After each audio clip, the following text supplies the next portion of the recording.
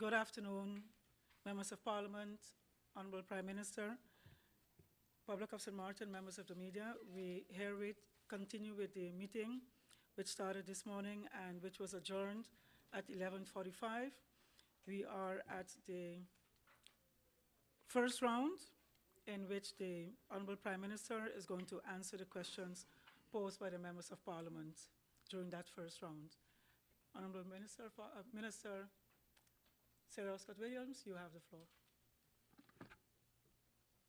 Thank you, Madam Chair, and a good afternoon to all.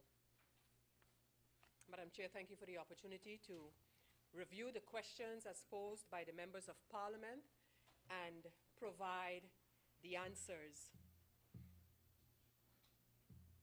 Madam Chair, I take it, I wouldn't want to say as a fault of my own, but in fact I don't know where I should really put the blame, but somehow I have the feeling, listening to the questions by Parliament today regarding this matter, that either the information that I submitted following our previous meeting was not sufficient, not understood, or some members of Parliament just want a sort of refresher in terms of where the matter of integrity and integrity investigations are concerned. And as I go through the questions, Madam Chair, you will understand why my opening remarks. I think for the sake of posterity, it is important to just reflect on the fact that following the meeting of the Kingdom Council of Ministers on the 27th of September of this year, I propose through you to Parliament to brief Parliament on that particular matter. In other words, the royal decree as approved by the Kingdom Council of Ministers. Many questions regarding Transparency International and other matters raised again this morning were asked, and information was provided to the Parliament, including the decision, the draft national decree, and the terms of reference for Transparency International. So that is where I feel that a link is missing in terms of the questions that I'm hearing today and the information provided following that meeting. I start with the questions by the Honourable Member of Parliament, Dr. Lloyd Richardson. And my answer will actually cover many of the questions, at least the beginning questions, from the Honourable Member of Parliament. And I start. Is the plan to have Integrity International as part and parcel of the last plan announced on Tuesday, October the 15th, where government plans to carry out its own investigation? Madam Chair, on the 20th of March of this year, during the Westcott II Cabinet, as we have come to call it, consisting of the ministers Marlin, Jacobs, De Weaver, Duncan, Westcott Williams, Tuit, thank you, and that would be the 7th, 6th, and Pantoflet. Thank you, because clearly those remembering, those that I did not mention, are those who supported these persons in that cabinet. So I think it's important to stress when these matters came up. As I said before, it was on the 20th of March that via a kind suggestion, recommendation of the United States Consul General, given all that was taking place, all that was being said, all that was being alleged, that the government of St. Martin, that government of St. Martin, considers engaging an independent international organization such as Transparency International to conduct what is known in terms of Transparency International terminology, a National Integrity System Assessment, a so-called NIS. 3 days later, on the 22nd of March, I personally made contact with Transparency International. Why? Because I believe that integrity, like most other matters, are not dealt with at a moment in time, but it's a process. And if we really want to improve the integrity and integrity awareness, we should engage in that process, leading to a sustainable environment of integrity. So 3 days later, I stress this to make clear the point that Transparency International and its National Integrity System Assessment is something of the government of St. Martin that we started, went through the process, which took some time, and made the decision, of course, with Transparency International's approval to engage them to conduct such an assessment. Madam Chair, in what I sent to Parliament following our previous meetings, the National Integrity System Assessment was clearly outlined. But just for the sake of the members of Parliament who might have overlooked that document in the documents that I sent, I want to take out the scope of work. The National Integrity System Assessment offers a comprehensive evaluation of the integrity system in a country or region. The assessment uses a consultative approach involving key anti-corruption stakeholders in the design, implementation, and most importantly, in the evaluation of the study's results. At the heart of the national integrity system are the 13 pillars which make up the national integrity system, namely the legislature, the executive, the judiciary, the public sector, the Supreme Audit Institution, the Ombudsman, the Electoral Commission, the government anti-corruption agencies, and the law enforcement agencies. There are also other actors that will be taken along in this National Integrity System Assessment, namely, and I continue from the terms of reference which all members of Parliament have a copy of, the non-state actors as well, political parties, media, civil society, and business sector. The government of St. Martin attaches much importance to having such an assessment done, to establish where we are as a country in terms of integrity issues, where are the vulnerabilities, what sector needs to improve on their integrity and their integrity management, etc., etc. A member of Parliament during the presentation earlier this morning emphasized the fact that the Kingdom Decree excludes Parliament and some other agencies. The Kingdom Decree excludes the institution of Parliament. The institution of Parliament. However, where necessary, members of Parliament could be asked questions. The institution of Parliament is excluded. However, in assessing the overall integrity environment, like Transparency International will do, everything is taken into consideration because all of those that I mentioned together make up the integrity of a country.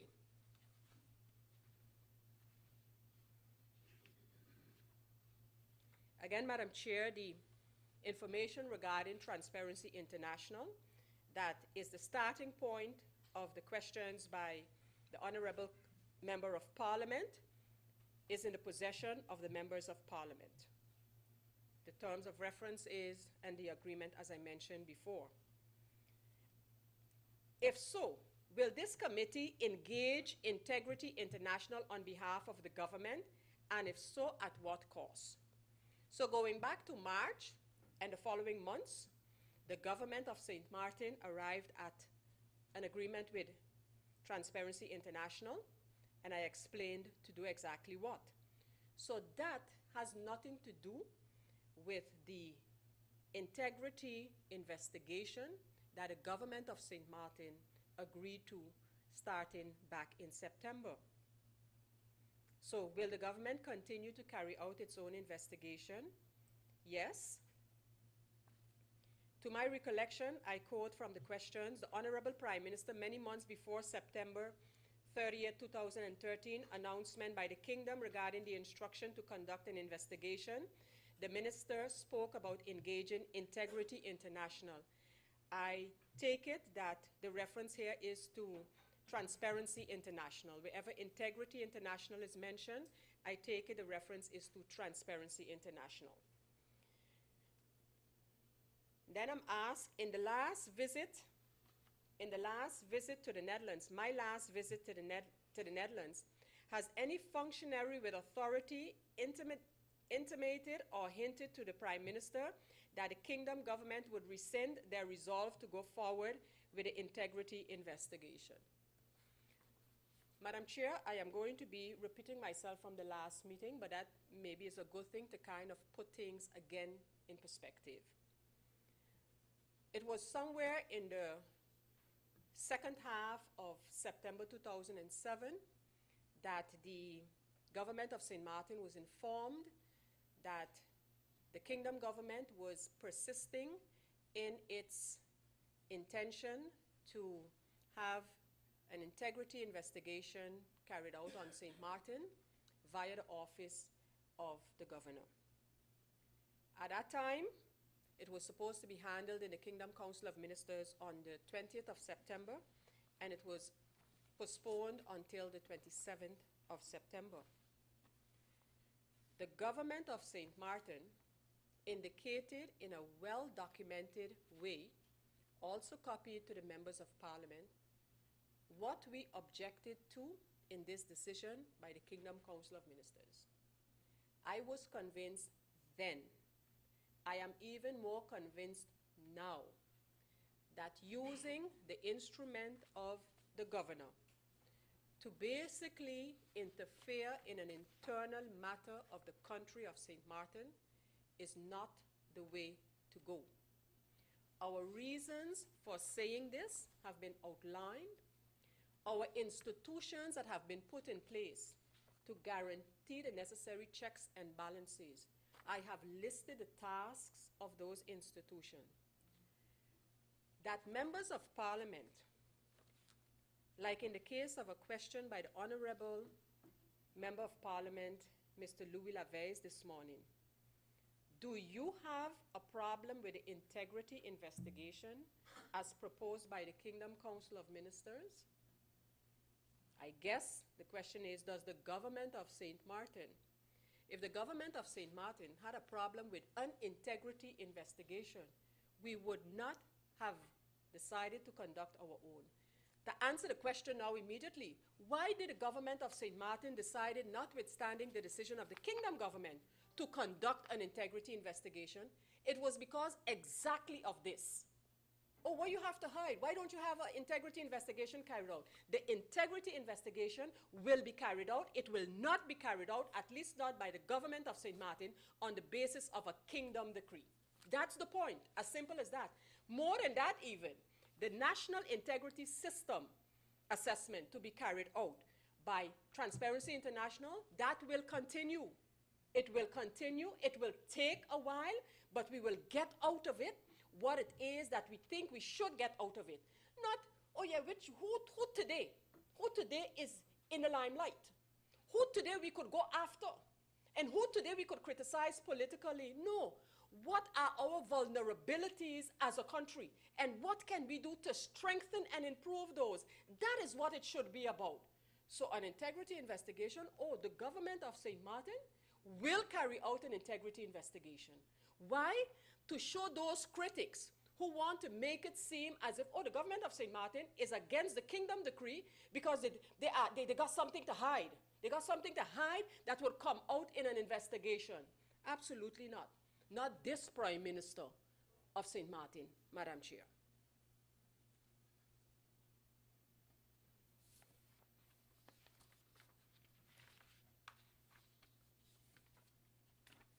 I continue with the questions of the Honorable Member of Parliament, Dr. Lloyd Richardson. So the government of the Kingdom Council of Ministers, did not indicate that they would rescind on their decision. They applauded, to use their words, applauded the decision by the government of St. Martin to have an institution like Transparency International conduct a national integrity system assessment. However, they kept stressing that they believe that an integrity investigation should be carried out under the auspices of the governor of the country. In several correspondence, which have been copied to the members of Parliament as well, the Kingdom Council of Ministers, not the Prime Minister, not another minister, not the government, the Kingdom Council of Ministers indicated that the matters pertaining to Sabre and Stacia was continuously making the relationship or putting the relationship between St. Martin and the Kingdom government under stress. I hear in Parliament basically the accusations towards government from some members of Parliament, the accusation towards government of having given up. Some say we buckled and we went on our knees in order to give the Kingdom government what they were asking for as far as the matters that we have spoken about over and over regarding Sabre and Stacia. However, as far as the government of St. Martin is concerned, we looked at the matters as raised. The helicopter for one, turnover tax, Winair tariffs, the fiber optic cable, etc. And the government of St. Martin said one thing to the Kingdom Council, and that was, in as far as we can do something about these matters, we will. Not so much for the Kingdom government, but for the people of Sabre and Stacia. Because from one side of our mouth, we like to talk about the relationships between the three Windward Islands, and on the other hand, then we hear about having given up things as a government for Sabre and St. Eustatius. The matter of the turnover tax and the issues raised by the Kingdom Council of Ministers regarding Sabre and Stacia, the Minister of Finance indicated exactly that. Because when you really look at it, I think the matter is being overplayed. I don't think that the members of the Kingdom government who are constantly hammering on this fact realize exactly what it is all about. The Minister of Finance indicated that he was willing to look at this matter. However, he also indicated that there is a little technical issue in terms of solving the issue, which wouldn't mean much for St. Martin, would require a change of law. The agreement on the fiber optic cable is after having reached an understanding as to how St. Martin would have liked to see this particular cable landed. So the matter of these issues, yes, have been vexing issues in the relationship between the Kingdom government and St. Martin, but it was not a tit for tat from any of the parties. So in other words, what was the added value of making those concessions which former governments post 10-10-10 held close to its bosom as trump cards? As I said before, every matter was looked at, evaluated, and where we could have done something, we indicated our willingness to do so, and where not, we indicated we could not and we would not. If and when an investigation is carried out by the government-appointed Integrity Committee, what would the elements of this investigation entail? In the meantime, during the break, Madam Chair, we have forwarded the ministerial decree that explains exactly what the government of St. Martin wishes to achieve with the investigation as we have put forward. Yes, the questions continued. Was there not a national decree prepared and sent to the governor? Yes, it was. Was it signed? No, it was not signed. In the meantime, we decided that integrity investigation, it will start, and so by a ministerial decree signed by all ministers, that integrity investigation committee is now a fact. Is now a fact, and that will start to do its work. The one commissioned by the government of St. Martin.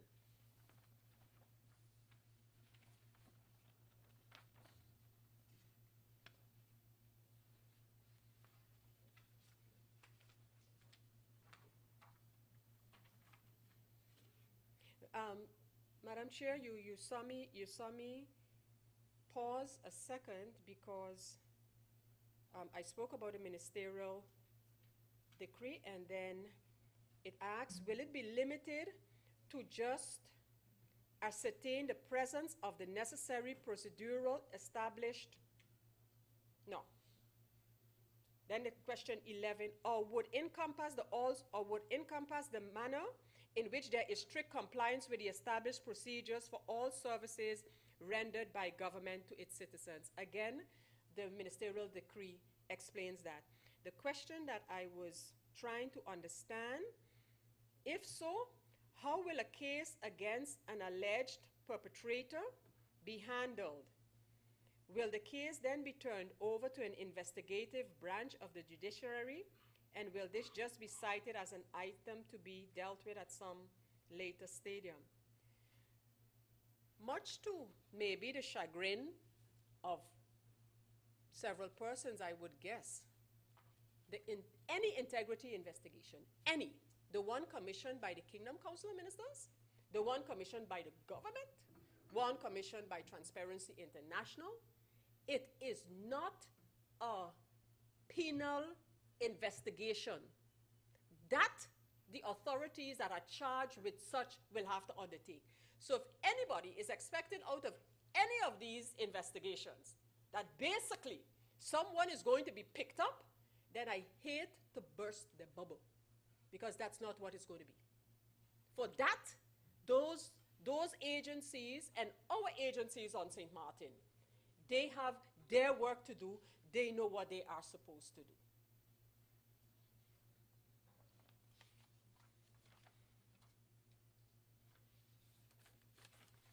How much does government envision such an investigation to cost? I guess the one, no, not I guess. The one for Transparency International is going to cost just over 200,000 euros, of which USONA will fund the bulk, an amount of 171,000 euros. And the government of St. Martin, maximally, that's an estimate, will have to contribute 40,000.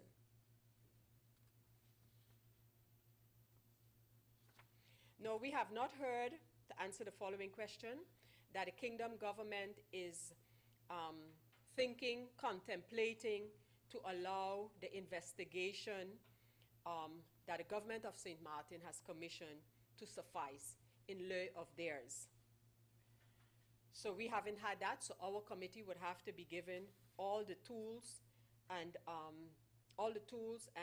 whatever else is needed to carry out that investigation. Please spell out the role of the Parliament of St. Martin in the planned government integrity investigation. The ministerial decree assigned off for this investigation will be, if it hasn't been done already, made public. Will be made public. And of course, the outcome of it will be sent to Parliament. If a civil servant, for instance, refuses to cooperate with the investigation, what would and are the established steps to be taken to ensure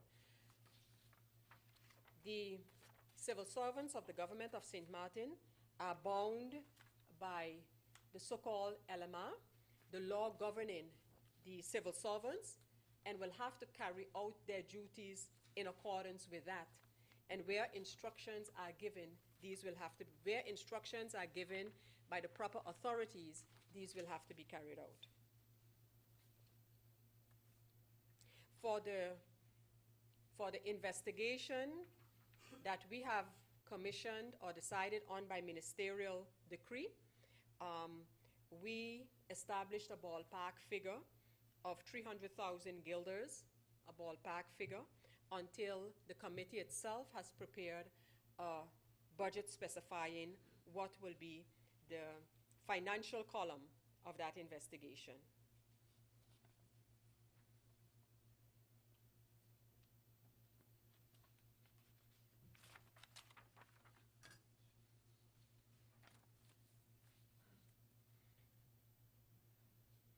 Madam Chair, I now go over to the questions, although I mentioned the first one already, of the honorable member of this parliament, Mr. Louis Laveist. Do you have a problem with the integrity investigation as proposed by the Kingdom Council of Ministers? Not me and not the government. If I or the government, I and the government had a problem with it, we would not commission our own and put it in the hands of independent persons, not only of St. Martin. You see, Madam Chair, I have an issue.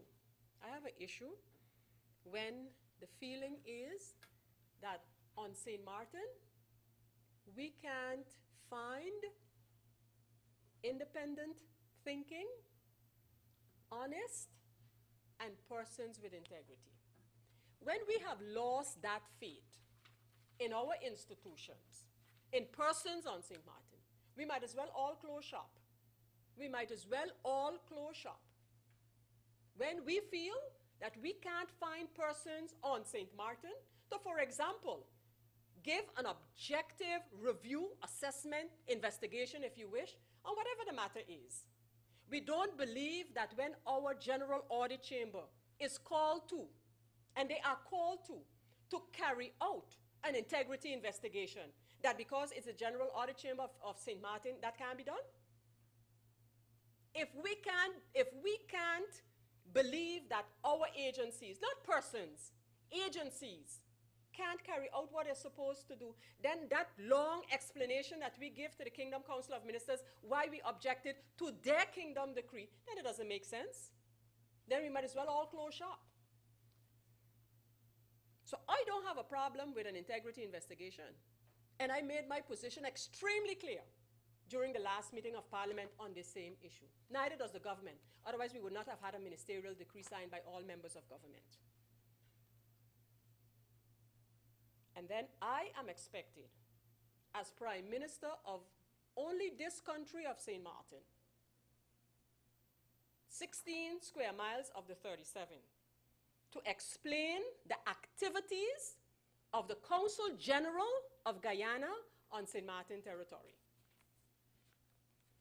Madam Chair, if the government of the Republic of Guyana sends the government of St. Martin an introduction of a lady or gentleman for that matter, oh no, let me put it wrong, of a gentleman or lady for that matter, and asks the government of St. Martin to extend the necessary courtesies to that person, is it expected of me to go investigate who the person is and whether what we get from the government of Guyana is legit or not?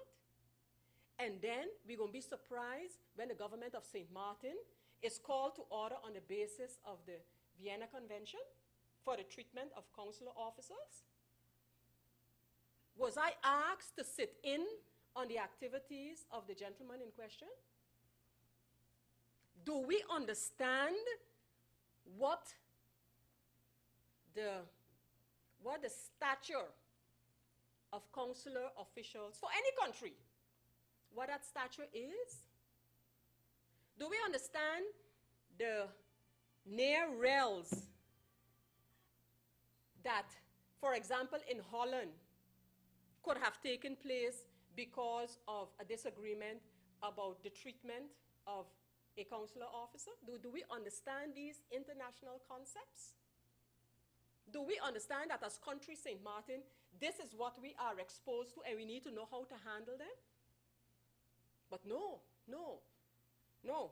What we're going to do is join, and what we're really getting at, Madam Chair, what we're really getting at is basically, again, our own who are sitting in functions. That's what we're getting at. That is who and what we are getting at. Not what a councillor came here and did or did not do. No, but we're getting at the persons in government. Because by getting at the persons in government, we're going to be getting to the ministers and to the prime ministers. That's the way it's being looked at. That's the way it's being looked at. But those persons can't come here and stand or sit like we can and defend themselves. We don't care that we help damage the name of our own local St. Martiners in high positions in government. No, for political reasons and egos, it's okay. And then let's throw everything in the mix. Explain the activities of the Consul General of Guyana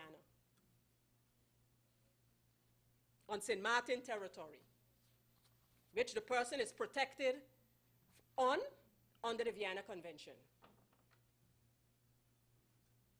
How the Transparency International came about, I thought I went through that. Why did the government take the decision to conduct its own integrity investigation? We decided that because we believe that the kingdom government used the wrong instrument and the wrong door to enter into a matter that is the authority, responsibility of the country of St. Martin. Other than that, I can't express it. That's why we decided.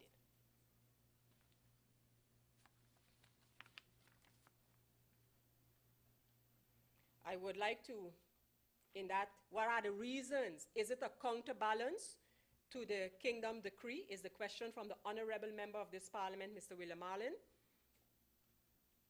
In the Ministerial Decree that has been copied, I refer the Members of Parliament to the elucidation in that decree, as well as to the fact that it is mentioned that it is ahead of the National Integrity System Assessment.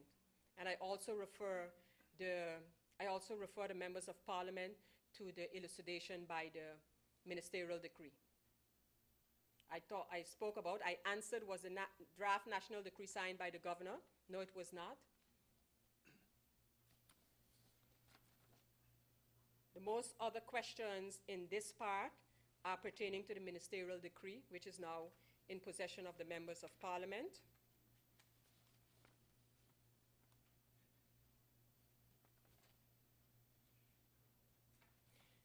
The Members of Parliament would also take note of the fact that the report will be sent. The report and the reaction of the Council of Ministers to the report will be sent to Parliament. And of course, the Members of Parliament can then question the ministers.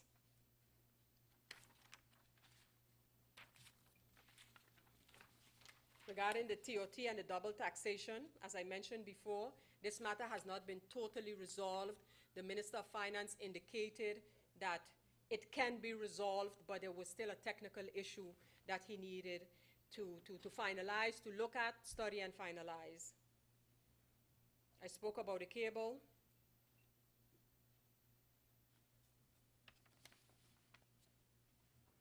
Has the Integrity Bureau, namely the head, been involved in the investigation by the committee as installed by government? The forerunner in terms of the preparation for the agreement to come to a National Integrity System assessment by Transparency International has been our Department of BAC, under which you also have the Government of St. Martin's Integrity Program, a program that started not now, a program that rather than seeking persons is to establish a government, as we have put in the vision, in our integrity vision, that 5 years from now can boast of a government throughout that functions with the understanding of integrity and integrity matters. The Department of BAC is the one at the forefront of these activities, activities that do not only include the civil servants. and the trainings and the workshops and the sessions, but also the ministers themselves. The ministers themselves are part of the integrity program of government.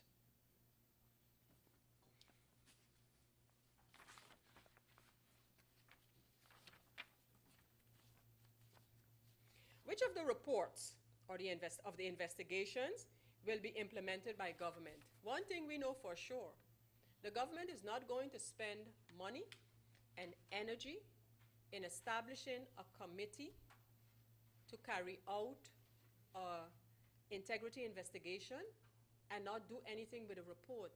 These are not the days when you get a report, you shove it in your drawer, and nobody looks wrong at it. Nobody doesn't even know it exists. Today, reports that don't even exist are published as reports that exist, let alone reports that are actually made and commissioned and made. What are the legal grounds for the various committees? Well, I guess the Kingdom Council of Ministers finds that it has a legal basis for its royal decree. We have asked the Council of State, because we don't agree with that, so we have asked the Council of State to give us an opinion on that matter, to give us an opinion on the matter of the Kingdom Council of Ministers on the basis of the regulations of the governor, Articles 15 and 20, to establish a committee, or to have the governor establish a committee that will carry out an investigation. Madam Chair, I believe that in our last discussion on this matter, I went at lengths to explain that Article 43 of the Charter is a very specific article, and it's very specific in terms of when the kingdom government can infringe on the areas of human rights, proper governance, and the maintenance of law. It is only after there is absolutely no redress in a country for these matters that the kingdom government can decide to invoke their guarantee function. Now, somebody would have to convince me, which no one has been able to do yet, that in the period that the Kingdom Council of Ministers decided to have this investigation carried out under the auspices of the governor, that this country, St. Martin, was in such a state that our agencies, our institutions, from Parliament right down, were not functioning. Because that's really what you're saying. There is nobody to call the ministers to account, like a Parliament is called to do. Our public prosecution office is not working.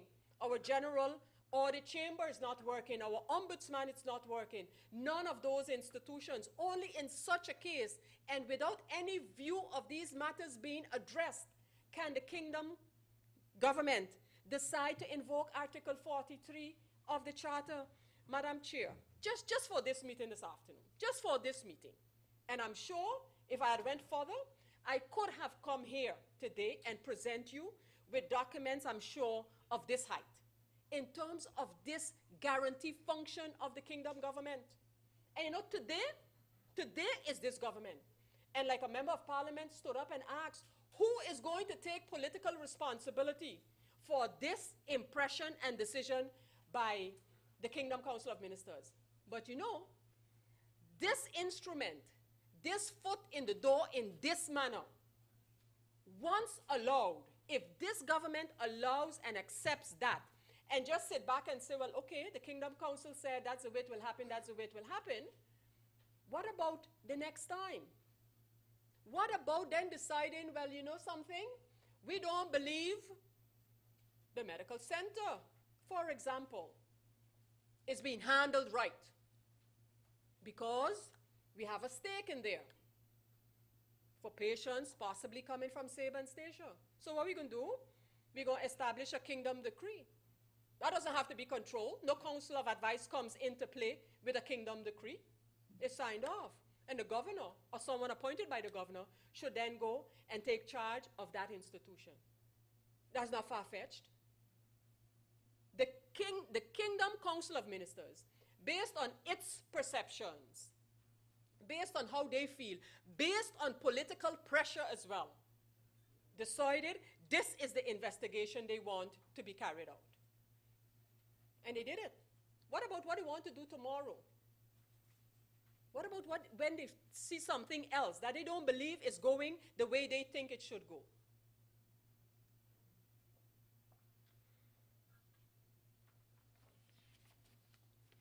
And Madam Chair, if I haven't made it clear, and along with me, other members of government, the Deputy Prime Minister and others, that this thing is not about an investigation or the investigation.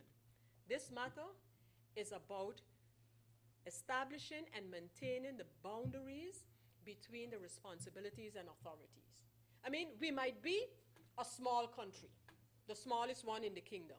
We might have our deficiencies. We might have gotten off to a bad start at the beginning.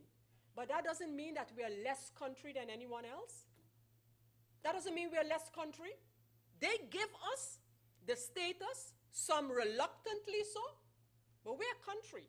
And we expect the authorities of the country to be respected for now and for the future. That's what this is all about. That's what this is all about. So yes, indeed, you're going to surely have one investigation. That's the one commissioned by the government of St. Martin. You're going to surely have a Transparency International assessment of the national integrity system of the country. And probably you will have one under the auspices of the governor, as commissioned by the royal decree. And I have expressed, and I maintain it, because at the end of the day, it is about St. Martin. And if that means bringing these two together somehow with the same objective to come to results, then that would be done. Then that would be done. So yes, we have inserted it in our ministerial decree. And yes, we believe that if somehow we can work together, because that one on the basis of the ministerial decree is going to come. And if we can work together with what the governor is going to commission, then that will be done, Madam Chair.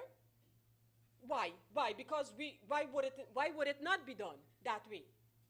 Whose interests are we really serving? Isn't it St. Martin? Isn't it the people of St. Martin? So if we can collaborate and have an investigation done as soon as possible, the results made known as soon as possible, so that we can have the A-Day story. You know what's the A-Day story? Once something come up for 8 days, it's the big thing. You see how, you see him, you see this, you see that, you see the other. 8 days, till the next story comes up. That's what you're going to have. And the government of St. Martin remains committed not only to deal with the results, especially where it pertains to deficiencies in our systems. So it's going to come. It's going to come. And believe you me, if those two things can be put into one another, they will be put into one another. If somehow that is possible. Because we have no, what has this now become? A power play? Oh yeah, we will have ours, you do yours. And at the end of the day, who suffers? Who suffers? Who remained in doubt as to what and how and who? The people of St. Martin. So yeah, if somebody feel I'm capitulating, yeah, fine. I put it in the ministerial decree. If we can work together, we will work together. We offer that possibility. Because at the end of the day, we're going to get beyond this point too. But we are not going to get beyond this point by using the wrong instrument, by using the wrong arguments. Because again, I'm saying, today is this government. Before the 14th of June passed, it was a previous government. And if we allow these things to become norm, that is what they will be. That is what they will be.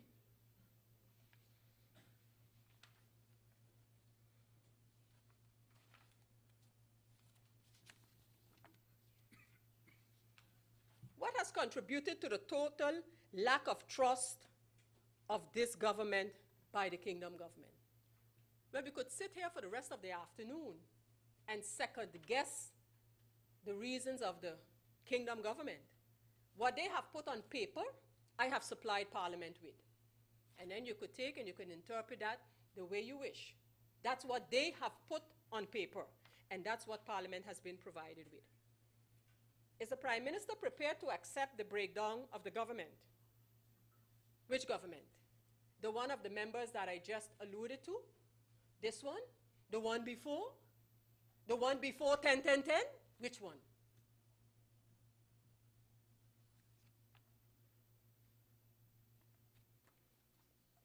This, I don't want to say blessed, because it's not really blessed. But this letter of Minister Plasterk of the 4th of April has been sent to Parliament. You know what the minister has indicated because you have the letter. You also know my answer to the minister. And if the minister is going to say to me, amongst other things, he acknowledges that an agreement was being sought with Transparency International, and I say being sought at the time of his letter. He indicated the concerns, etc., etc. And then he mentions, amongst other things, that the government of St. Martin should consider a new screening procedure. And I answered the minister in the way that I felt I should answer. And I told the minister that as far as I'm concerned, this kind of screening he was referring to is already in place on St. Martin. We do it in 2 steps. We do it in 2 steps. A screening before becoming a minister and a screening while you are a minister. If you put those 2 together, it's the same law that the minister is referring to. That the minister was not happy with this answer, I can't help. I can't help that he was not happy with my answer, but that was the answer. The persons who the minister referred to specifically in his letter, they gave an answer, and that was forwarded to the minister. All of this information, again, is in possession of Parliament. I think that out of the questions, they're all important to a certain degree. I think the important one is, what is next? Because I think that is what we should be focusing on constantly when we are faced with these kind of issues. What is next? I have explained one. Transparency International will come out, and they will give the kind of assessment. They'll give the kind of assessment that we have agreed to. It's all encompassing. The government of St. Martin will proceed with its investigation. And I guess the governor will have to put in place how he will carry out the task as given to him on the basis of the royal decree. I have expressed my desire to somehow bring especially those 2 local investigations together, because you don't want to, from this situation, create an even more confusing situation. You, we, I hope it's all of us that I can speak for, we want clarity, and we want to stop some of the malicious aligning, and I don't know what other word to use, that we are doing to ourselves. That we are doing to ourselves.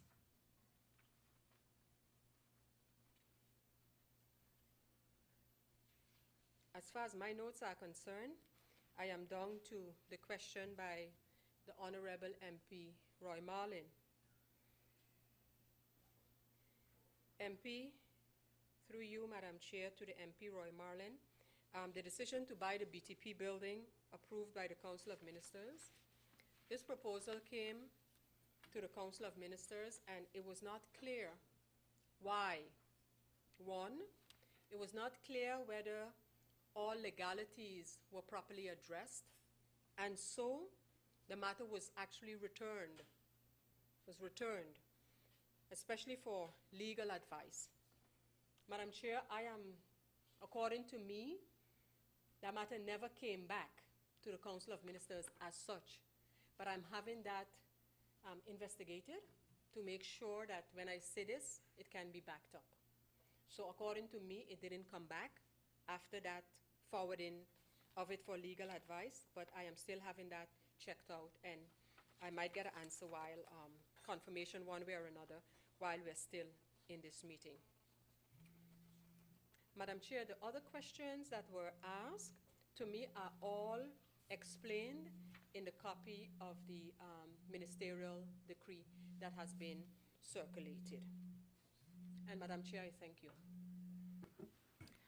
Thank you, Minister of General Affairs, for answering the questions posed by the members of Parliament in the first round. We go over to the second round, and I give the floor to MP Dr. Lloyd Richardson. Thank you, Madam Chair Lady. I have gone over the answers, as given by the Honorable Prime Minister, and also the document that we received, and indeed some of the answers posed, questions posed have been explained in this document, and so for me, it's okay right now. Thank you, MP Dr. Lloyd Richardson. MP Mr. Louis Laveste.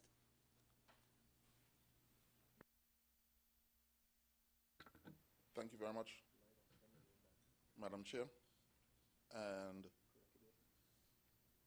I too want to thank the Prime Minister for what it's worth, for providing some of the answers to the questions and concerns that I raised. And I want to, for the record, Madam Chair, state that when I pose questions through you to the Prime Minister, I expect answers from the Prime Minister. So any other remark by a member of Parliament attempting to answer questions that I posed will not be addressed at this particular point in time, because Madam Chair stated clearly from the very beginning, this gives me no pleasure. It gives me no pleasure, none at all. But it peeves me when I ask a legitimate question. Madam Chair, I made no accusations. I asked simple questions. Questions that I was elected, clarity that I was elected to come here and seek through this forum. Madam Chair, let me start with something that seemed to have miffed the Honorable Prime Minister. Madam Chair, I asked a very simple question. Another question was posed, Madam Chair, because it fits right under the topic that we are discussing today. In order for the island of St. Martin not to again be lambasted in public, that again we are carrying out activities that does not meet with good governance, that does not meet with the integrity of what is expected of us when we became country. Madam Chair, I am a member of this Parliament, and there are people out there in this society that when they have concerns, they raise them to me, just like they raise them to every other member in here in Parliament. Madam Chair, 3 members of the society from the country of Guyana, Dutch citizens, who represent other citizens of this country, Madam Chair, who does not possess the Dutch nationality, have submitted passports for renewal and paid fees. And they have not received them back for a year. These are voters of the country. The people that raised Madam Chair, I have no desire, nor do I care, nor do I want to know. I didn't ask for names. I don't want to know. I didn't ask or didn't accuse anybody of any malicious activities with regards to this matter. The question is written here. I asked, Madam Chair, the Prime Minister, and here is the question. I have it written here. I didn't amend it. I want the Prime Minister to spell out for Parliament the procedures St. Martin must follow, where it involves diplomats carrying out official duties regards foreign affairs for the duty of a consulate. Madam Chair, why this question? Simple. Because there are people out there, not just from Guyana, but there are people out there from Barbados, Antigua, Haiti, everywhere. All I wanted the Prime Minister to do, Madam Chair, so that St. Martin can be in the clear is to state clearly what is St. Martin's role. Who is responsible for matters of foreign affairs? Is it St. Martin? Is it The Hague? What procedures should St. Martin follow when a foreign affairs request is asked of country St. Martin by a foreign nation? Just spell it out. I don't want to know who's in charge of. Just spell out what the responsibilities of St. Martin are so that we again don't be put in a bad light by people who don't understand how government function with regards to foreign affairs and with regards to matters of a consulate nature. We love to brag about how many we have over 100 and something foreign nationalities here. But tell the people what they're supposed to do when they have needs and wants and needs. That's all I asked, Madam Chair, that's all I asked. I don't have a dog in this fight. I don't. Madam Chair, I'm not in the business of bringing on St. Martiners and destroying St. Martiners. Because, Madam Chair, a lot of them try to destroy me. I know what it feels like. I ain't going there with you. That is not the reason I asked. I asked a legitimate question. Madam Chair, these people are from Colby. They live in Colby. I don't want to know. I don't want to get in the melee. So, Madam Chair, let me be very clear to the Honorable Prime Minister. I don't have a dog in this fight. I want information with regards to what St. Martin's responsibilities are when it comes to nature, to things of this nature. Just tell the people. Why get upset? Madam Chair, anybody try to destroy St. Martin, I too can be on your side. Let me assure you of that. I too will be on your side.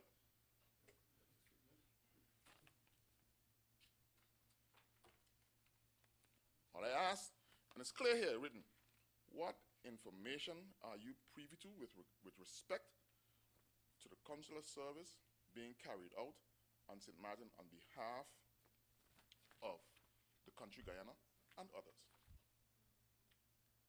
It will not only serve Guyanese, it will serve persons of those 100 and something nations that we so proudly boast about. Madam Chair, all I'm asking for here is a little bit of maturity. I don't have a political angle here. No. All the talk here by other members about they hope that this will be included and that will be included, Madam Chair, if I go down that road. If I go down that road, because I could go there too, what will I achieve here now? Besides, I don't have all that time. I would gladly engage in that. But in a few minutes from now, you look me and tell me I got 1 minute or 2 minutes left. I have bigger fish to fry. Madam Chair, clearly, I want the Prime Minister to spell out for me the responsible with regards to St. Martin when other countries request this form of diplomatic arrangement. If you can please just spell it out, not for me, on behalf of all the foreign people that we have living on this little God-forsaken country called St. Martin. And I don't mean that in a negative way.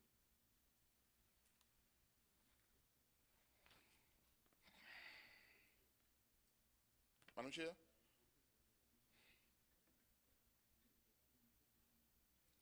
clearly, I want the Prime Minister to spell who is responsible with regards to foreign affairs. Is it The Hague? Is it St. Martin? How does that process work? Madam Chair, I want to just address a couple more things. Madam Chair, I asked, and I don't know where the attacks came from the political angle of other members of Parliament. They have a certain agenda. I don't have a problem with you. So maybe there's things that some members of Parliament want to say to you, Madam Chair, because nobody in here mentioned you being an obstacle with regards to good governance and integrity. Nobody.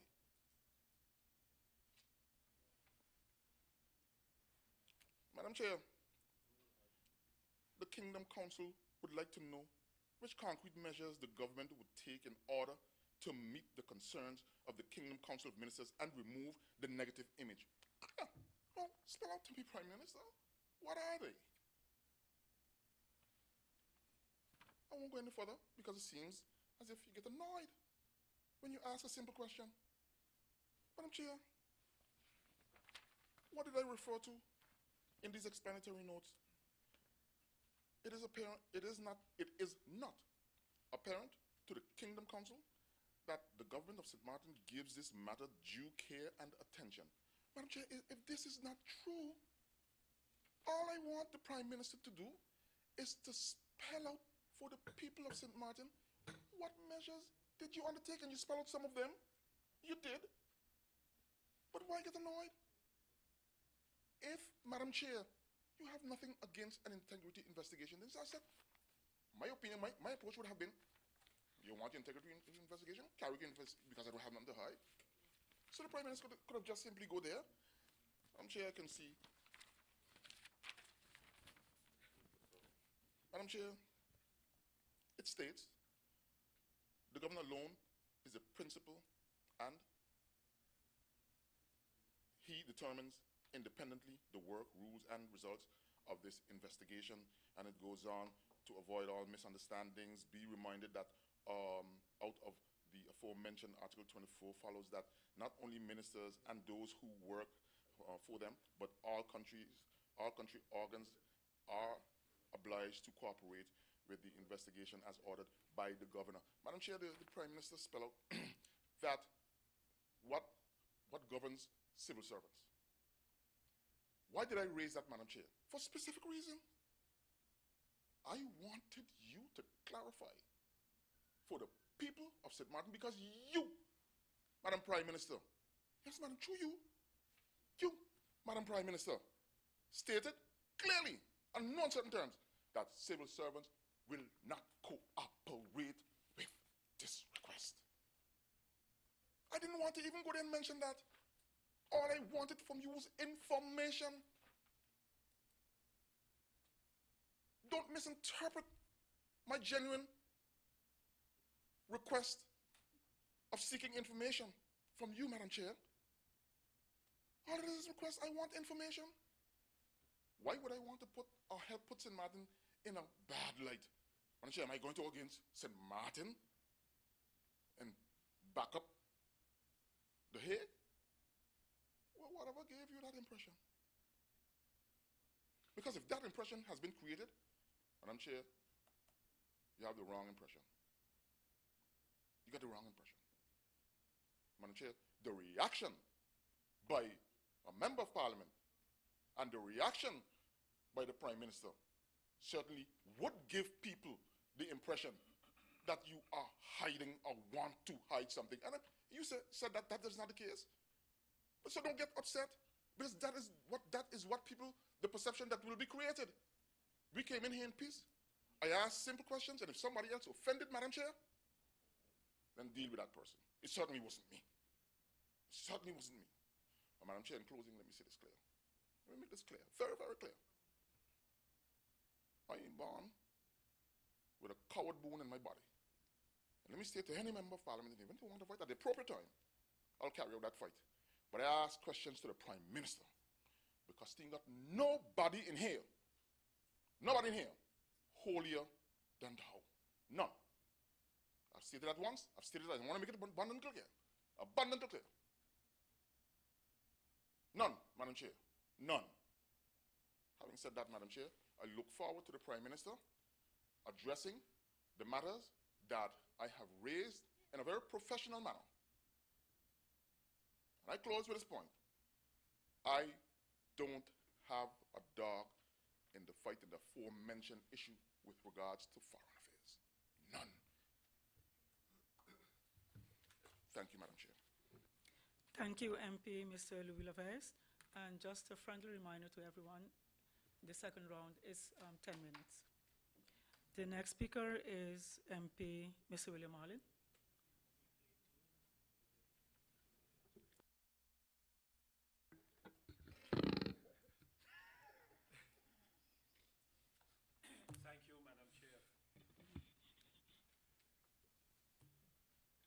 I shall definitely stick to my couple of minutes. Madam Chair, there were some observations that I wanted to make, have nothing to do with the content, but has to do actually with the convening of the meeting. It's unfortunate, and I hope we don't have to be going through this again. The first convocation we got mentioned that the meeting will be held on Monday, the 7th of October, which obviously was incorrect since the meeting was requested way after the 7th of October. Then we got a corrected convocation that said the meeting will be held on the 4th of November at 10 o'clock in the morning. However, the message, the email message that came says, please find attached a convocation for a public meeting at 2 o'clock on Monday afternoon. So, Madam Chair, these things create some confusion because some of us were under the impression that the meeting was 2 o'clock this afternoon because they did not go to the convocation but read the message that came from the Secretariat. Having said that, Madam Chair, I want to thank the Prime Minister for providing us with the information that we have requested. Madam Chair, most of my questions have been covered in the information provided in the ministerial decree. The only observation, well, the only one of the observations that I have is that the copy that we have here does not have a date, doesn't have a number, and basically we don't know when it would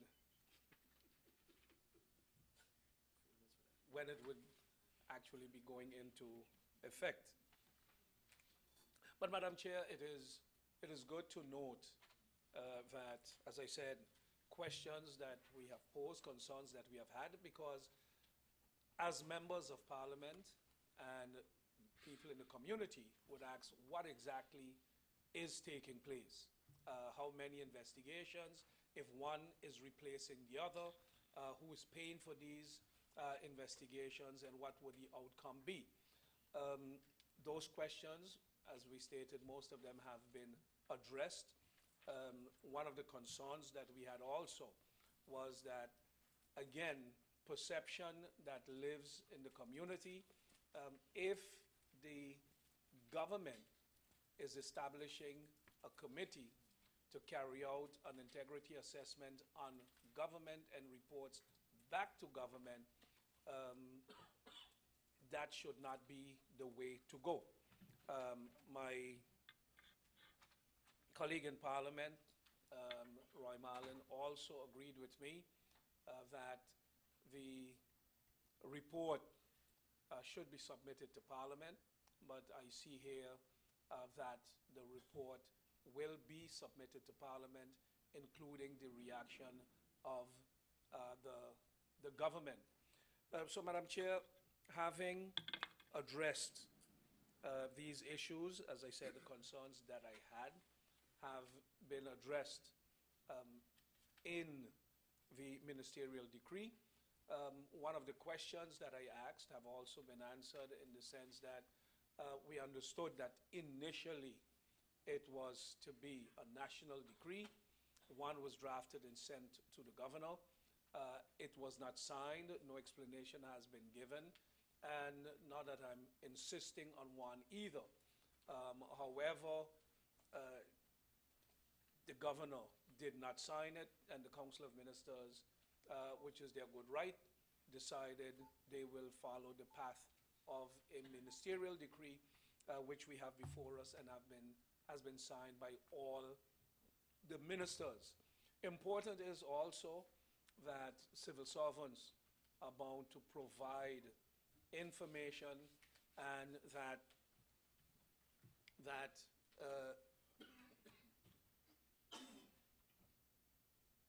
civil servants are bound to provide information as part of their responsibility as a civil servant. Madam Chair, certain remarks have been made, and I'm not sure where you get them from. And I don't mean you, Madam Chair, but where some of these remarks come from, what may have triggered them, that, why is it that the impression has to be created that right among us we can't find competent and qualified people or honest people? Madam Chair, we've taken note that the secretary to the committee is a certain Ron van der Veer, who does not live on St. Martin, resides in Europe. The question would then be,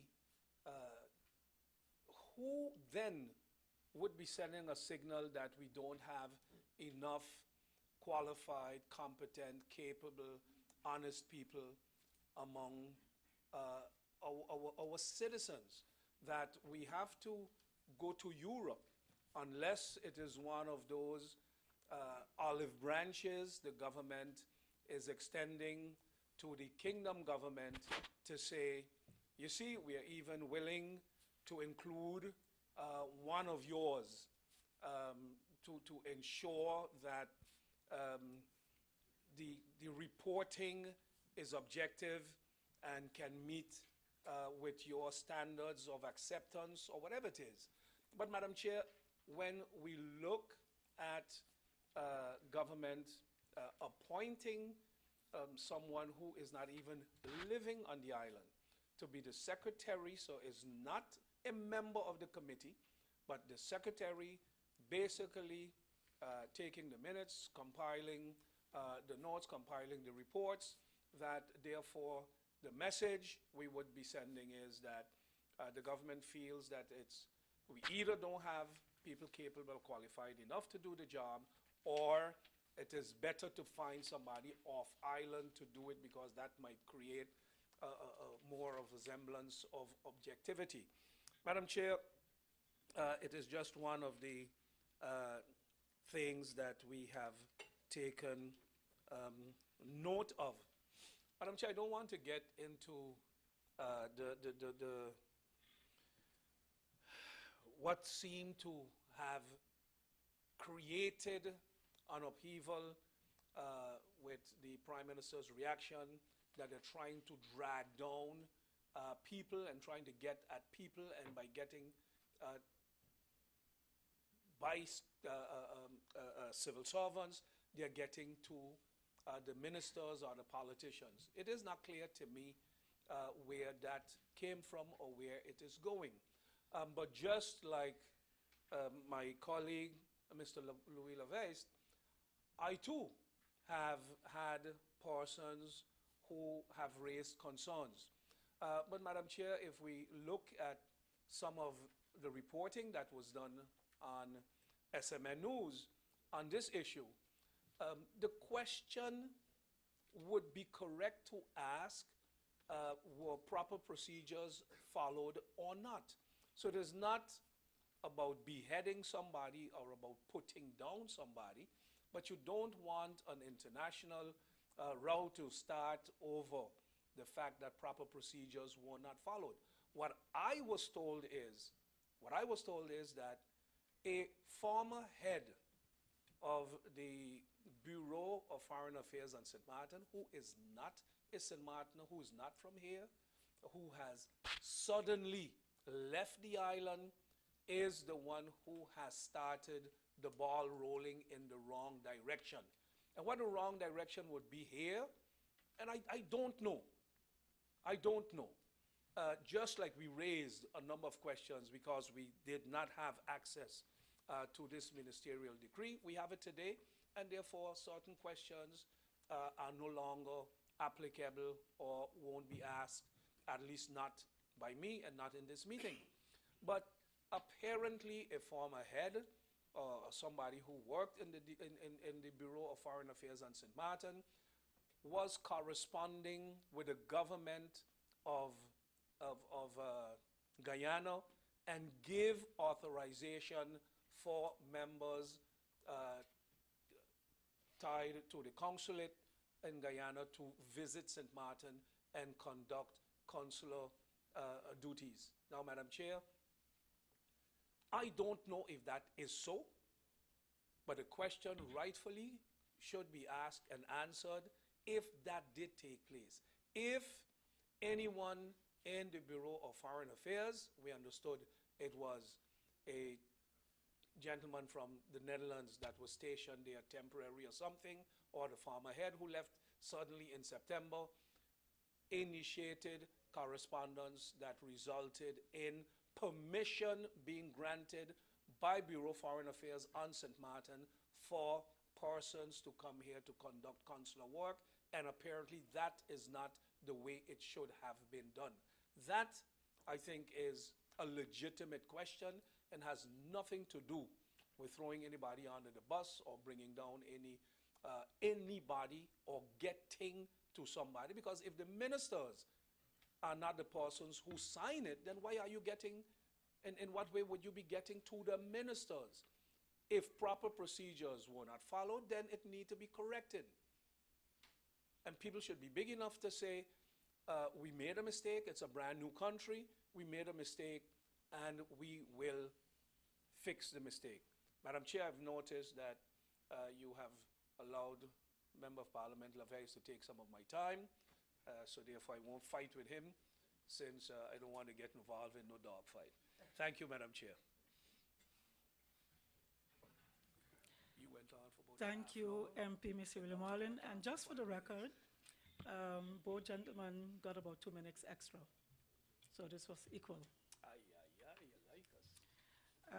And to be clear as well with regards to the Honourable MP's remarks with regards to the notification that went out, just to be clear and for the record, while the email to, and I don't want to wait until the end of the meeting, which I normally would do before I make any remarks, but in order not to forget, while the email for the convocation did mention in the November the 4th at 2 o'clock, the convocation itself refers to verbeter de oproeping, whereby attached is the new convocation with the correct time and date and place. So what actually is official is the convocation itself, but I do apologize for the mistake made by the Griffie.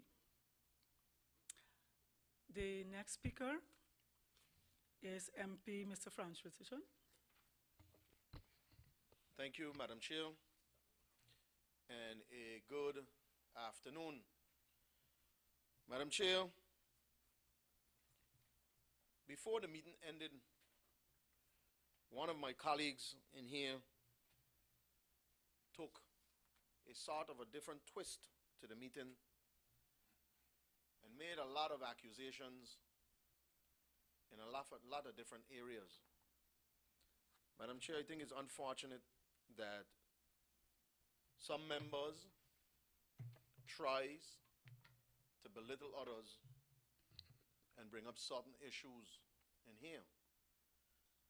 Madam Chair, I'm not going to sit here and allow no member or anyone in Parliament to fire certain accusations or certain comments because it might be nice sound bites for some.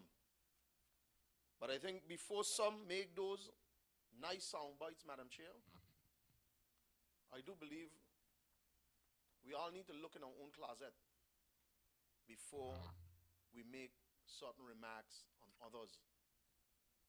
And Madam Chair, I'm not going to go into details in it now, but I will be calling a meeting. The Minister of Justice and the Minister of Economic Affairs, Madam Chair, on the issue of gas bombs leaving this country illegally out to our harbor.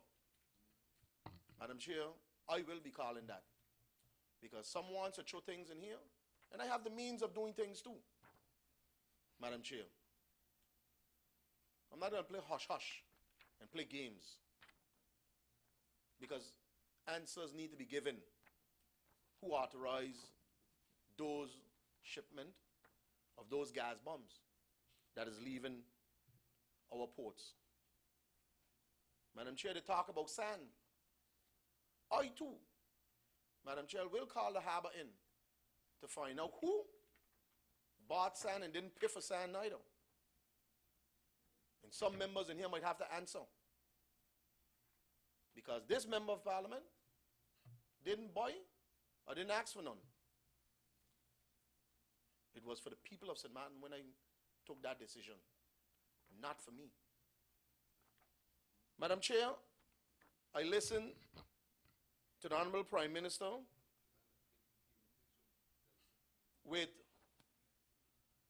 what was given here today, and there was a lot of talk, a lot of information, and I sense a little frustration because members of parliament are doing their job and members want answers. I could understand that.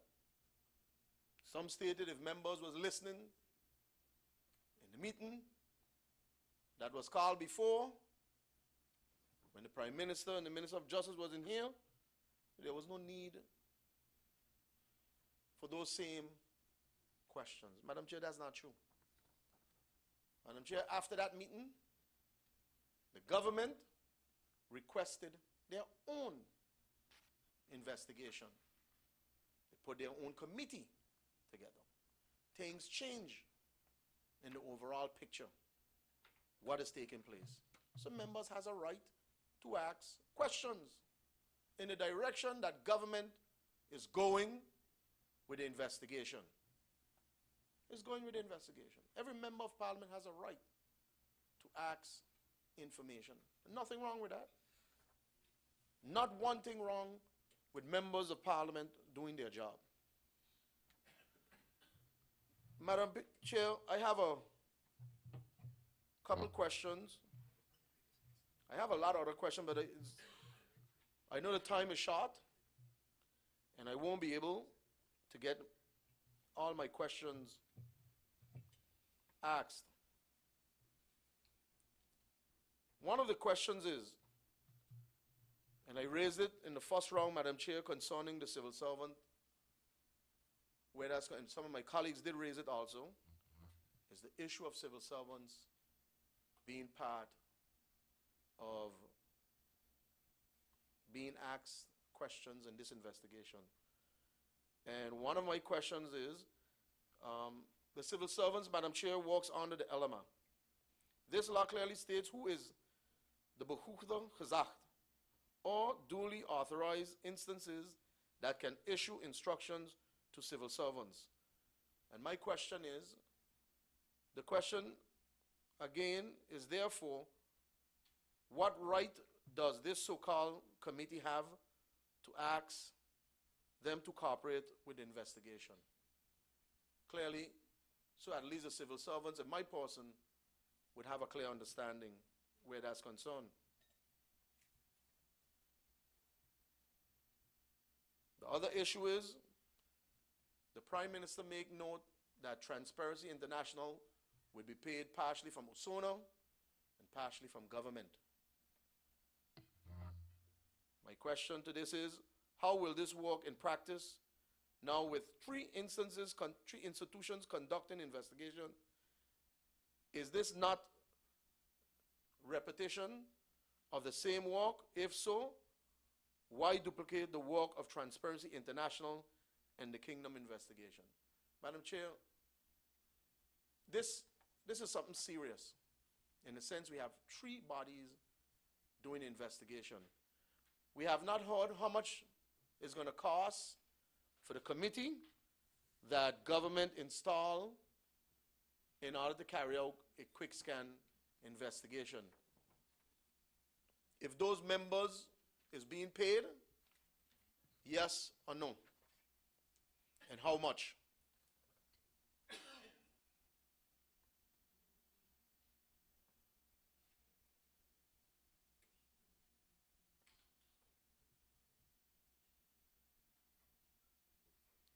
Madam Chair, I do hope that information concerning this issue of integrity that everyone is seeking in Parliament, that the people of St. Martin get a clear understanding in the direction that government is looking in order to bring a closure to this issue. It is important that government does not allow this to drag on for next year. Because to the date of the letter, Madam Chair, to this day is 7 months. How long, Madam Chair, is Transparency International is going to be able to carry out their investigation? How long is a quick scan that the Deputy Prime Minister talked about will be carried out in this investigation? Madam Chair, it is not, and how would I put this? Because it bothered me a little. When the Prime Minister made mention of capable people on St. Martin, that we have capable people on St. Martin. Madam Chair, I know we have capable people. But when we look at the same people who we appoint over and over and over on all these committees, the same names comes up. Same names. So when you hear the Prime Minister, Madam Chair, say we got capable people in St. Martin, then I think it's time for us to use those capable people. Because if we look on this committee here, Madam Chair, very simple.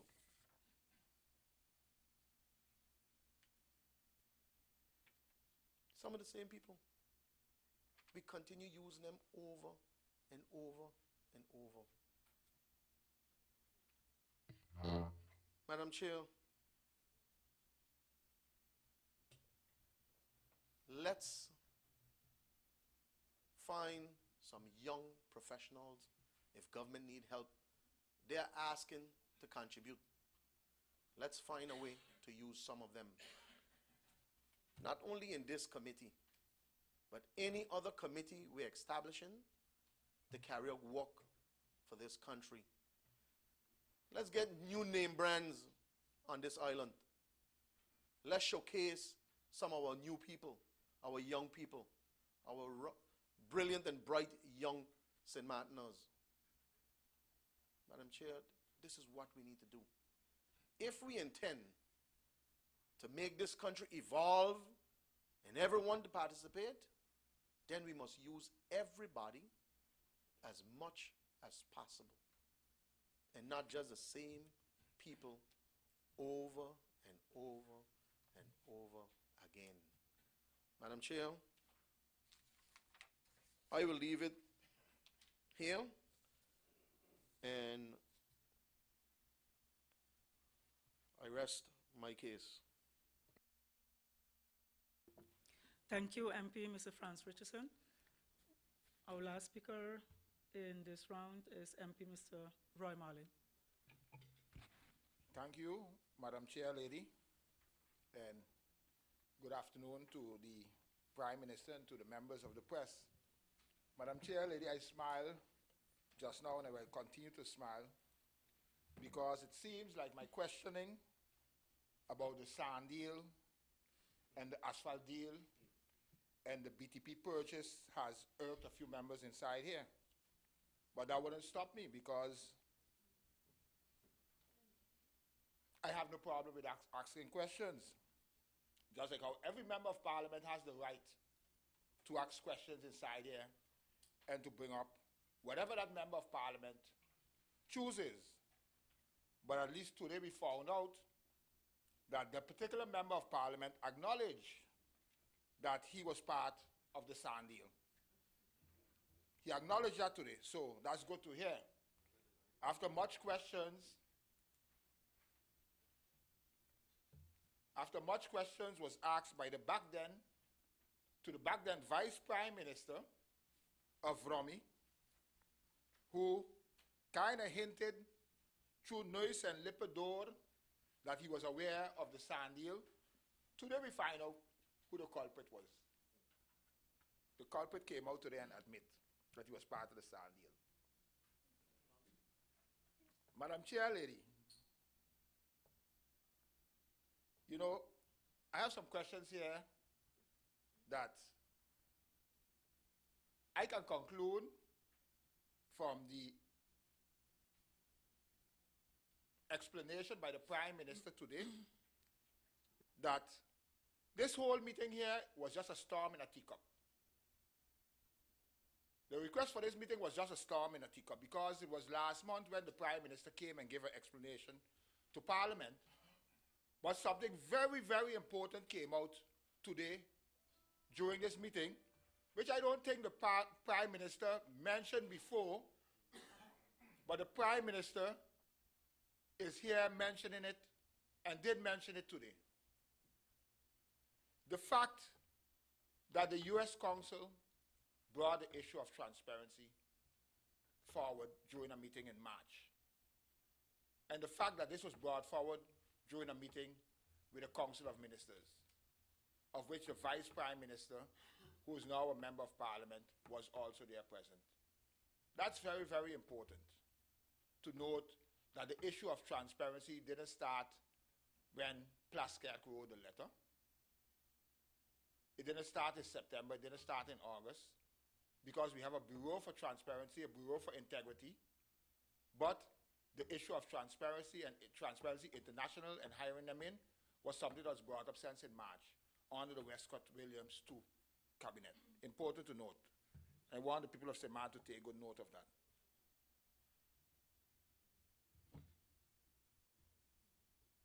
You know, on the issue of a very important issue in the newspapers today, which maybe we should get the Integrity Commission to look at also. The statement today by a local taxi driver, Rufino Arundel, on the amount of taxi licenses that were given off, and if the right process was followed for the issuance of all these taxi licenses. How the market was stormed, and how the guy now have to work 8 hours before he could make the first job. And recently in Bonaire, it became an issue with a commissioner who issued a taxi license, not through the right process, and it became an issue in Bonaire. And maybe the Integrity Commission should also look at this process that was followed for the issuance of all these taxi licenses, because in accordance with our rules on public transportation, for before government issue a taxi license, it goes to the Taxi License Committee. The Taxi License Committee then have to advise the minister. And then the minister can make a decision. So the question is, how were all these licenses issued? Because that also has to do with integrity, Madam Chair Lady. And right now, today, the taxi driver, I'll call his name, Mr. Rufino Arundel, who's running taxi for years, he's one of the oldest ones that came up and spoke out about it and say how hard it is for him to make $1 today. So, Madam Prime Minister, I want you to take note of this particular subject, and maybe it might be difficult to ask the Integrity Commission to look at specific issues, but these type of issues is where integrity comes into play.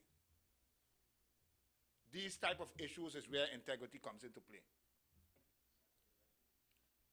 Madam Chair Lady, I'm going to close with this.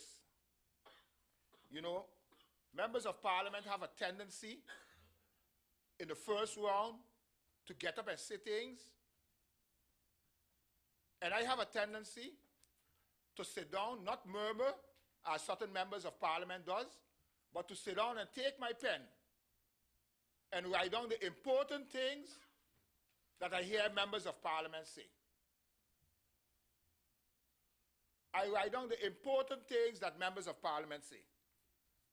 One member of Parliament on my right, to my furthest right, stated today, completion of the government building, nepotism, and the process on how it is being done. So when I respond today, during the meeting, the member of parliament jump up and say, I didn't say nothing. I ain't come here to make no trouble. I only come here for information. I don't know what they're jumping on me for. But accuse the prime minister of nepotism. The prime minister who is from my political party, and Roy Marley must just sit back and smile, grin, and don't say nothing. It don't go like that, Madam Chair Lady. Because if you jump at the prime minister and you're right, I would back off. But if you jump at the prime minister with issues, with untruthfulness, with lies, I will not back off, Madam Chair Lady. Because I got a voice just like every other member of parliament inside here. I have a voice just like every other member of parliament inside here, and I will not accept it. So if you come to a meeting and you want to have a good meeting, then don't throw no words. Because I didn't state it, nepotism. What nepotism are you accusing? You want us to talk about nepotism in the government building? Should I open up the can of worms today, Madam Chair Lady? I don't think so. I thank you. Thank you, MP Mr. Roy Marling. I give the floor to the Honorable Prime Minister. There are no other speakers in this second and last round. Does the Prime Minister, Minister of General Affairs, need a couple of minutes' time? We will go right into the answering of the questions and concerns. You have the floor. Thank you, Madam Chair.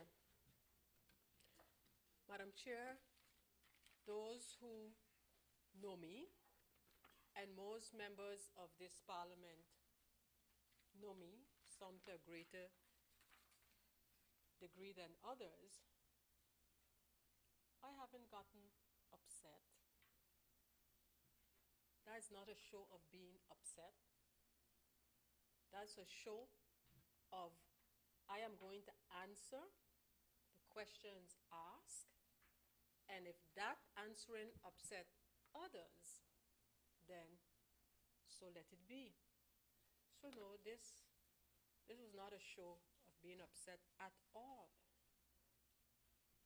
But I realized that the issue of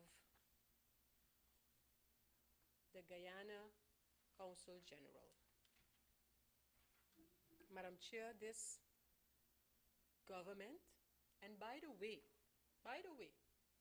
according to law, the government of St. Martin has a Department of Foreign Affairs. That department has specific tasks. If the government of St. Martin had nothing to do about foreign affairs, we would not have a Department of Foreign Affairs. And so, as far as we have been able to determine, the official government of the Republic of Guyana sent the government of St. Martin an official request to allow the Consul General, for whom accreditation for St. Martin has been requested. In other words, the gentleman in question covers other territories, and the request has been put forward, which decision is not in our hand, but the request has been put forward for the accreditation for that gentleman to also include St. Martin to his jurisdiction. In the request, the government of Guyana asked to allow the Consul General to do some consular activities on St. Martin. Given the fact that that request is in, the government / the department gave their consent to have these consular activities, to have the Consul General carry out consular activities, an official request by the government of Guyana.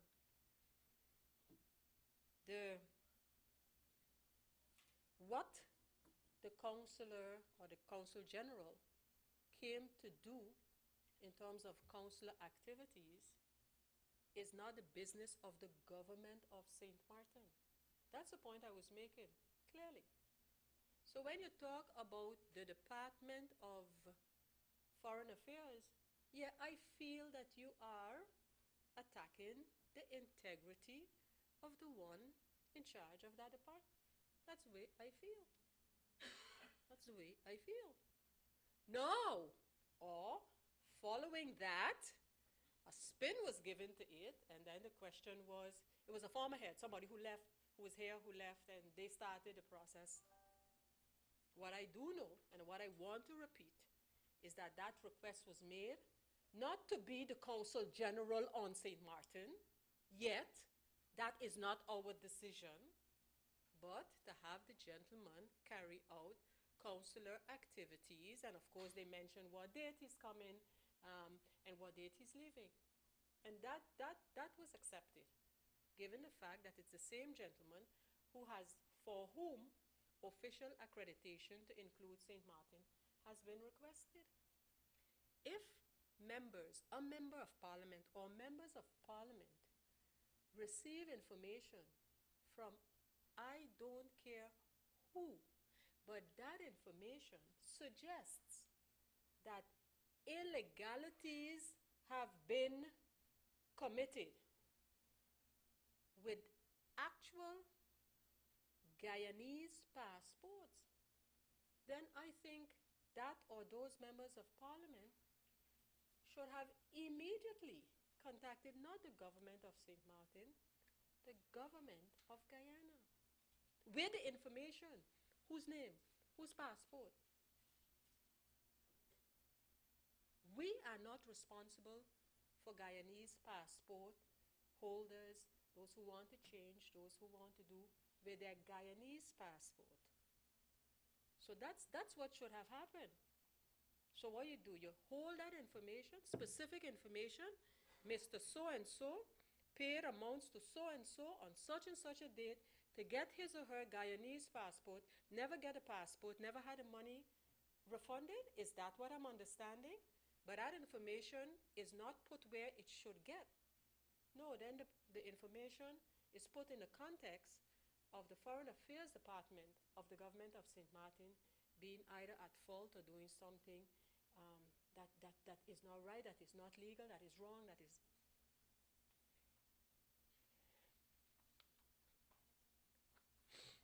So, Madam Chair, that's very specific. That is the story as far as the government of St. Martin is concerned with respect to this particular case. And the government of Guyana itself issued a press release regarding this issue. If one or more members of parliament had the information that basically what the government of Guyana is saying is not a whole story, then that information should be presented immediately. Should be presented immediately to the Guyanese government. To the Guyanese government. And I mean, if you want assistance of our Department of Foreign Affairs because you have that information, then by all means. Then by all means.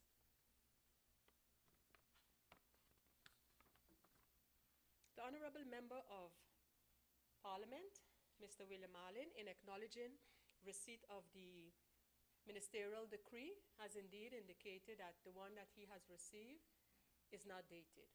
Signed version, but not dated, and we'll correct that, just to make sure, again, for the sake of posterity, that that is the one that is in possession of Parliament. Because like many had asked before they received the ministerial decree, well, what is Parliament going to know? Well, when Parliament will get to know something?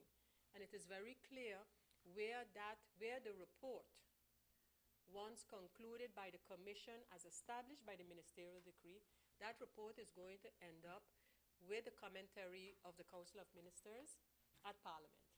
But in addition to that, the report is to be publicized. The people of St. Martin are going to be able to take note of the report. It's not a report that the government want to hide somewhere in a drawer, and then when it is convenient to say, but you see you were mentioned in this? You see he, she, this one, that one was mentioned in this? So again, the ministerial decree speaks, as far as I'm concerned, for itself. And again, I want to repeat, the government of St. Martin, in elucidating the ministerial decree, made it very clear.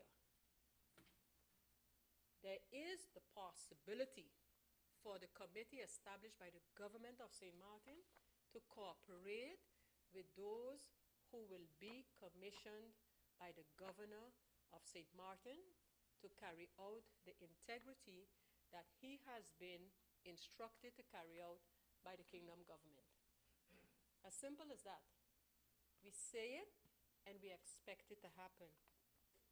That collaboration will take place.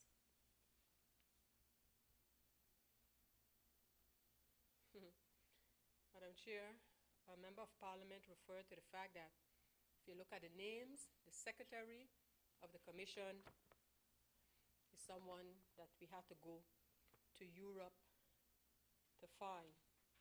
Well, you know something? Guess what? Members, the capable St. Martiners, of which we have quite some of them were approached. Some of them were approached, but did not want to, because they have seen how, as young, capable St. Martiners, depending on who you are, how you can be aligned and practically taken to the slaughterhouse. We talk about throwing under the bus, taken to the slaughterhouse with total disregard for the man, for the young man or woman in question. Total disregard. So then all at once we forget who is a St. Martiner. No, because of the person's political affiliation or any other affiliation. We forget who they are. You understand? Then, yeah, we take them and we tear them apart. So, yeah, several who were approached were like, we would love to do this for our country, but no.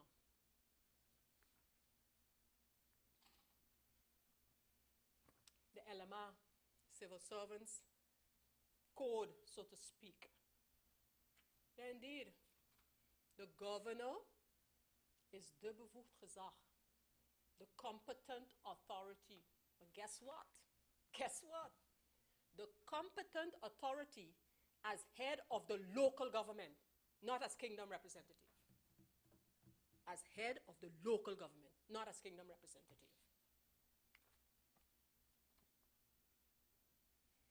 Madam Chair, you know, I started out, and again, much to the irritation of some, I started out saying that I don't think that everybody took sufficient note of the information that he had, paid sufficient attention to what was being said.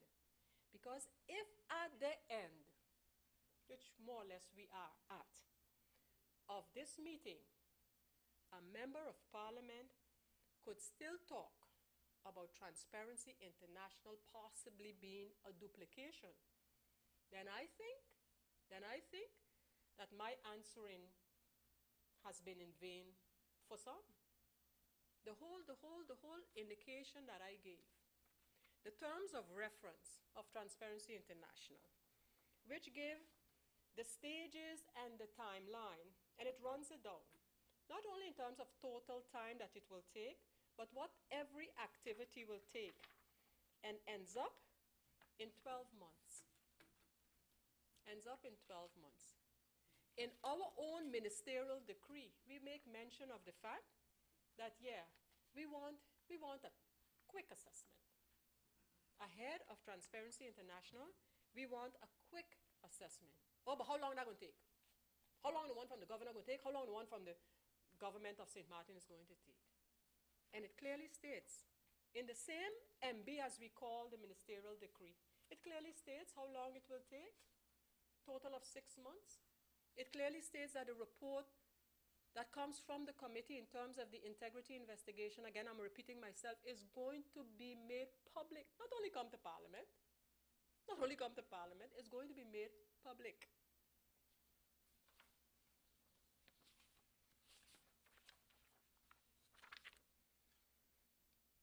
So no, there are no three bodies that might be duplicating because we're doing transparency. We're doing what basically Transparency International is going to do. Absolutely not.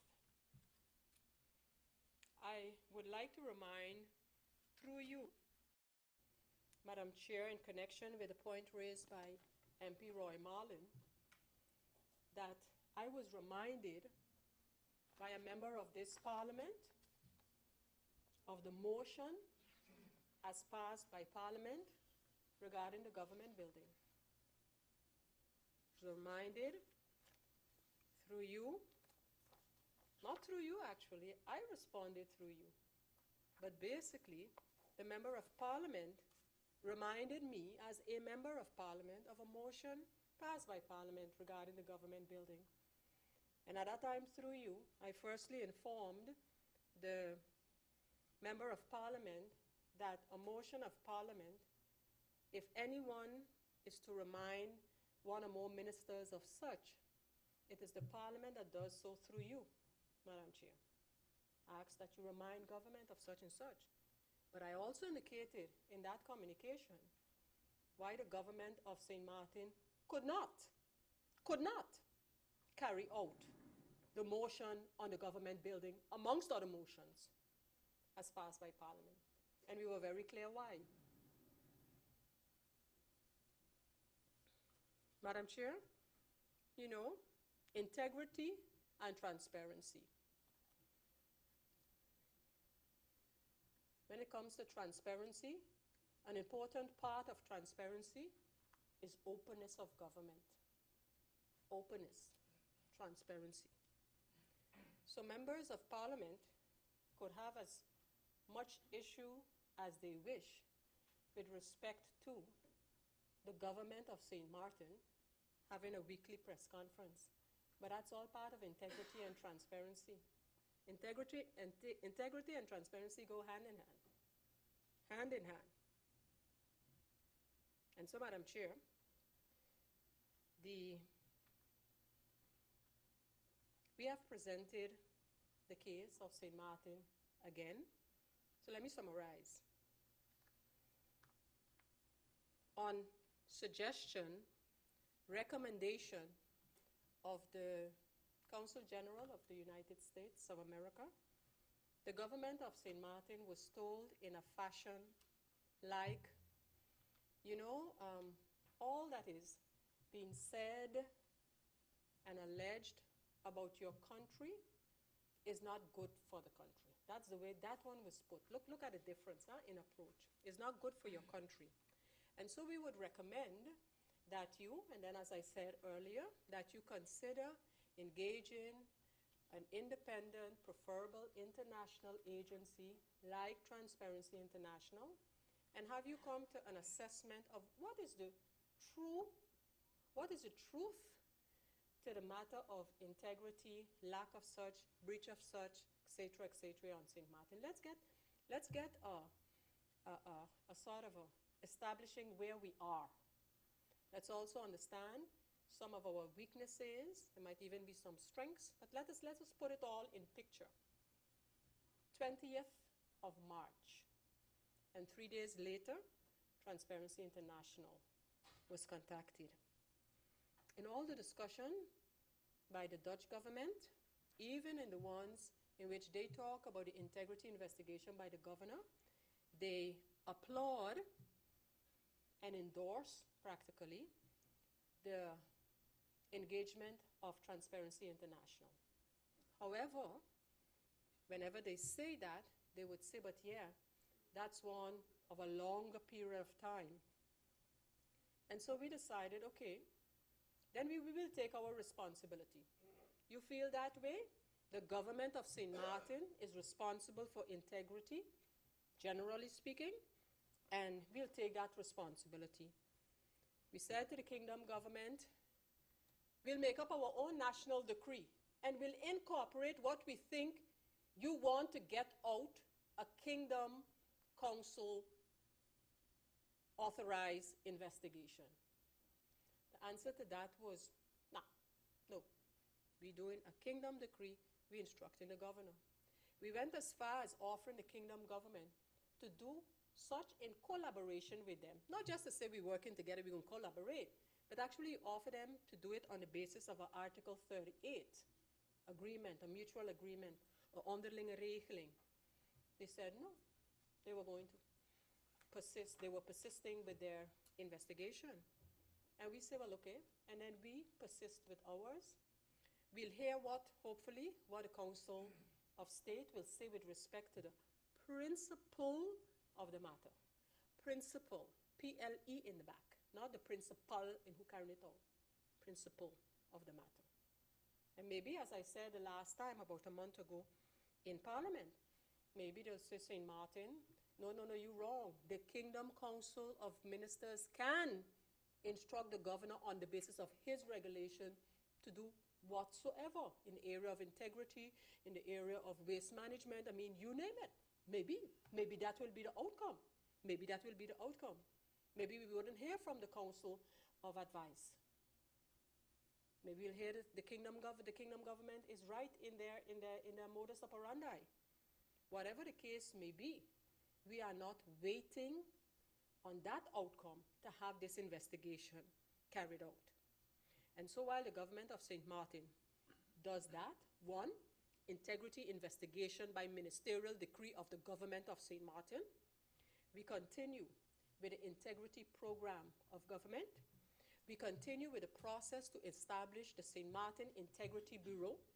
We have already appointed a commission to submit the names of persons of confidence in the government administration.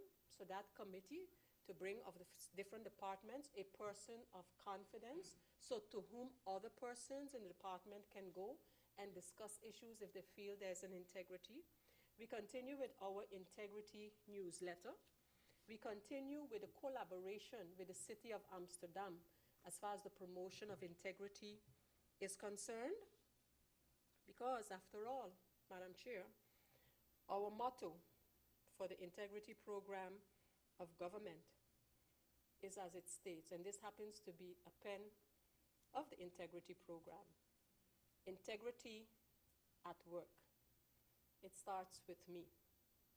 In fact, we could leave out at work. Integrity, it starts with me. Madam Chair, I thank you.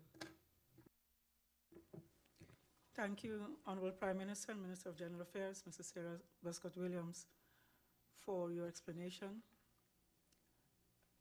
MP Franz Richardson. Thank you, Madam Chair. Madam Chair, I asked the question on the cost of the committee, that government, the quick scan, how much that is going to cost government. I did not get an answer from the Honorable Prime Minister. Thank you, MP Mr. Franz Richardson. Honorable Prime Minister. Madam Chair, do you recall me mentioning the ballpark figure of 300,000 guilders? Thank you, Madam Chair. Thank you, Honorable Prime Minister and Minister of General Affairs. No other questions or remarks. Before I close this meeting, members of Parliament, I think I owe it to the public quickly to thank the local and internationally renowned artist, Sir Roland Richardson, for his sense of cultural patriotism in allowing us to have in our halls and walls some of his paintings for the coming few weeks.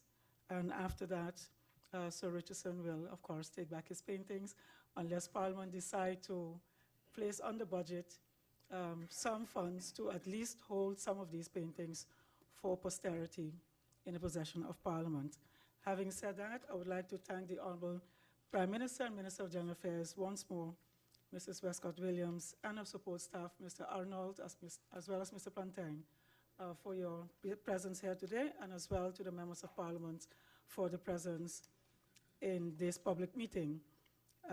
Just for the record, again, we had 2 agenda points, of which agenda point dealing with this particular issue is a decision of government to establish a committee to conduct an investigation on integrity within the government of St. Martin and to invite the Minister of General Affairs to be present.